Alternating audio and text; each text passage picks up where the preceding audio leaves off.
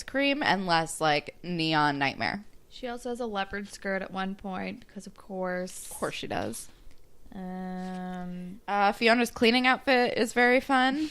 I think that's actually all that I have. Towards the end, Fiona is wearing this like black and white and yellow dress with a bright red blazer, and I hate it so much. Yeah, this is when blazers were a thing. Yeah.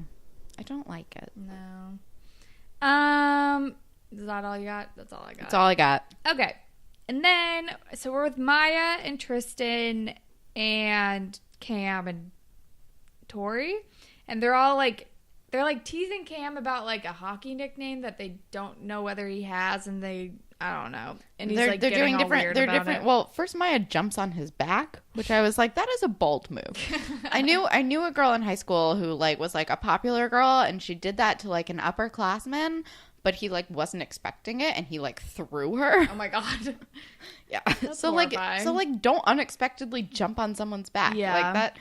That always felt like a weird move to me. Like, what's your hockey nickname? Yeah, they're all doing it based on Cam, so they go through like variations, and then they land on Camembert, and then they go to cheesy based off of Camembert. Yeah. Which I love a Camembert.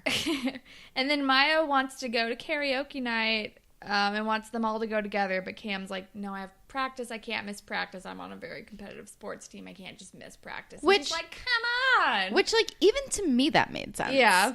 And I've, like, never... Well, actually, no, I was on a competitive dance team. But, like, yeah, if I had missed... I didn't miss practice when my grandmother died. Like... Jeez. I think that's an acceptable excuse to miss practice. They were pretty hardcore. But yeah, no, like you don't skip practice to go sing karaoke with your friends. No. Like it's just like you wouldn't call out of work to go sing karaoke with your friends. No. Or you wouldn't, yeah, like, no, it doesn't make any sense. It doesn't make any sense. Also, she should understand that because she's a competitive person. Yeah, she's like, and she's a competitive cellist. She wouldn't miss, like... cello practice to go play karaoke. But she would probably miss like a whisper hug rehearsal. Fucking well, that's like which makes sense. But like I'm just thinking maybe she's like equating hockey practice with her playing in whisper hug because she like doesn't take hockey seriously. Not the same thing. It is not the same thing. But she like doesn't take it seriously. Yeah.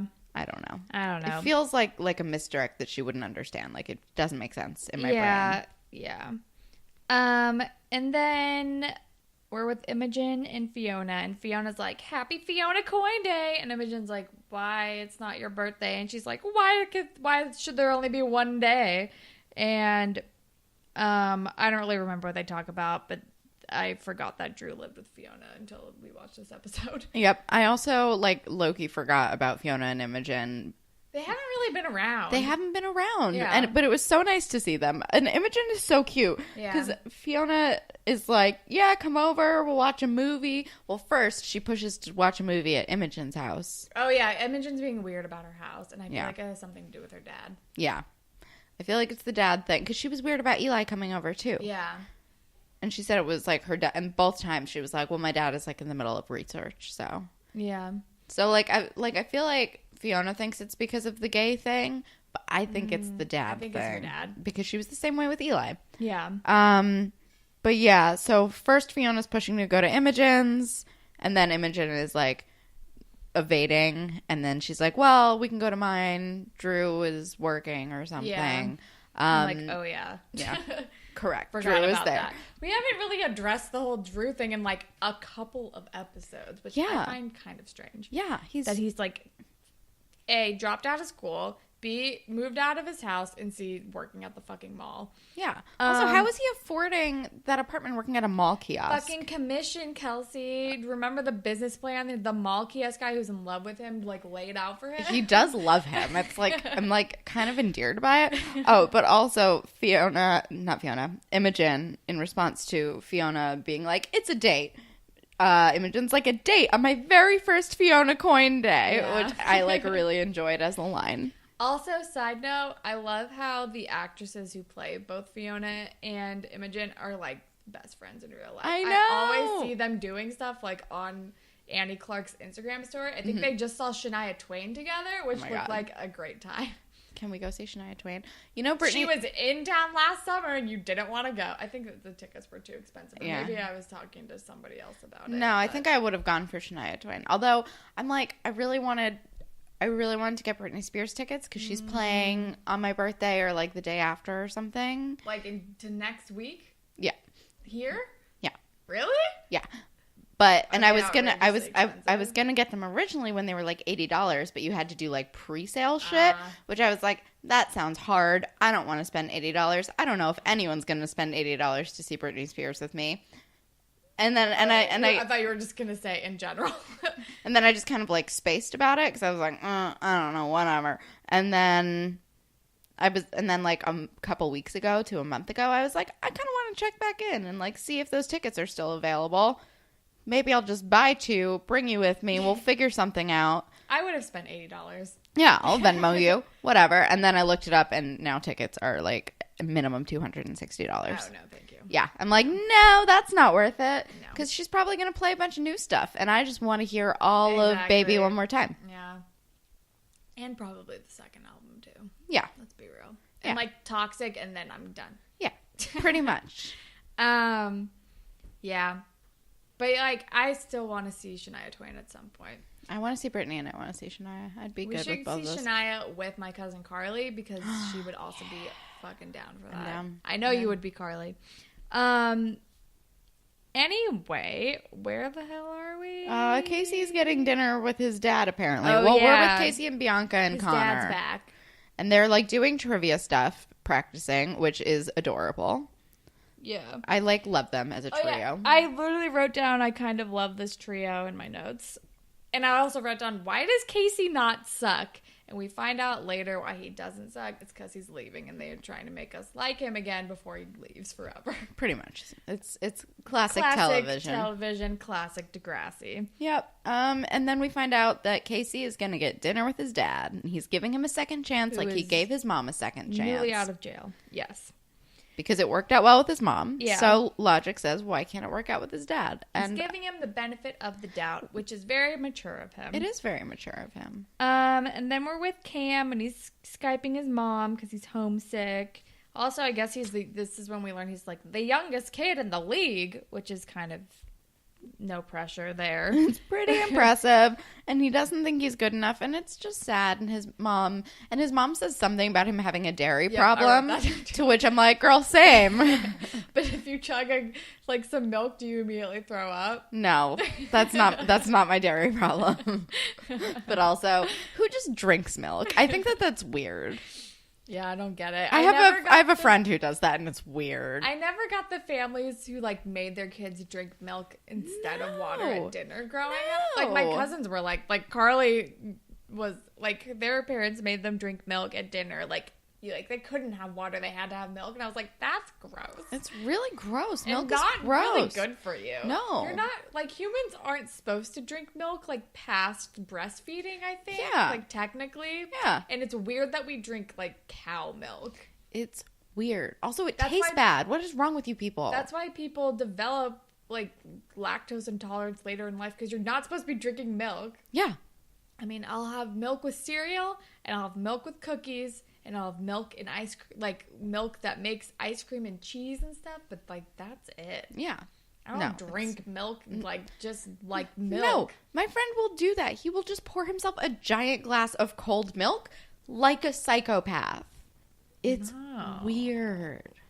I don't feel like my thirst is quenched when I drink a glass of milk. I don't think I've ever drank a glass of milk. I think I have, and it's never been fun. Also, who drinks milk with food? There's only specific foods that go with milk. Milk and a hamburger. What are you doing? What are you doing? Although milkshake and a hamburger, I can get behind. Sounds great. Anyway, wait, hold on. I have a theory that milk is only good if you put sugar in it because I do like chocolate milk. True. Oh yeah, I was all about Ovaltine for a while as a child. Love Ovaltine. Ovaltine was so good. Oh my god.